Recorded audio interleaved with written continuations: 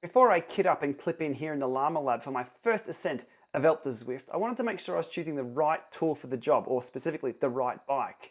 Was a road bike really that much better than a time trial bike going up and down and combining those times? Which one would give me an advantage?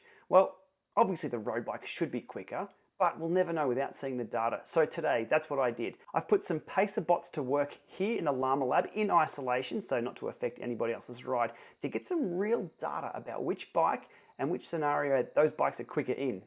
So my setup today was my avatar, which was 73 kilos, 181 centimeters tall, using the road helmet and using the long socks. The long socks are super important.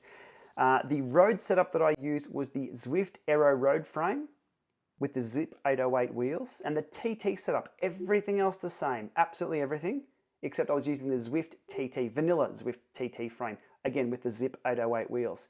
The pacer bots were set to 300 watts sustained at 90 RPM.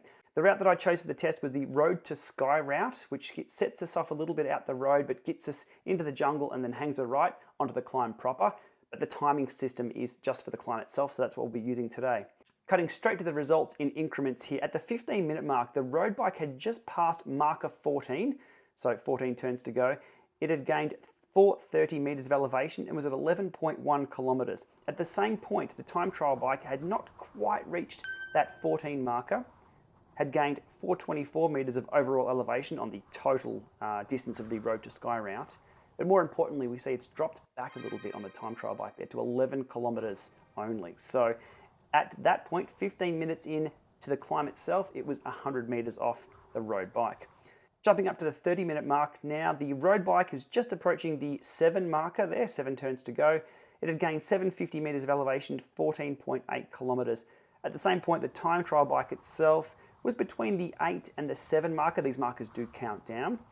And still back a little bit there with 737 meters of climbing and 14.7 overall. So again, still 100 meters or so behind the road bike.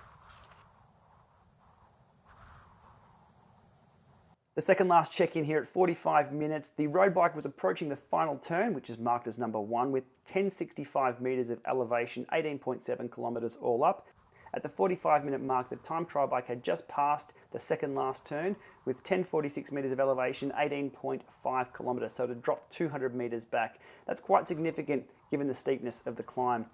Okay, jumping straight to the finish, this is what we all want to know. The actual finish time itself, road bike 48 minutes, 47.73 seconds. And the finishing time for the time trial bike ride was 49 minutes, 45.67 seconds. So the difference there, not quite a minute in it, so 57.94 seconds faster on the road bike. But what about the downhill? So for a bit of fun, I left the pacer bots going and we compared the descent time too. So hopefully the time trial bike will be a little faster downhill. So what we have here, the descent time for the road bike, 9 minutes 56. Descent time for the time trial bike was 9 minutes 25. Difference there of 31 seconds, so the 31 seconds quicker on the time trial bike downhill.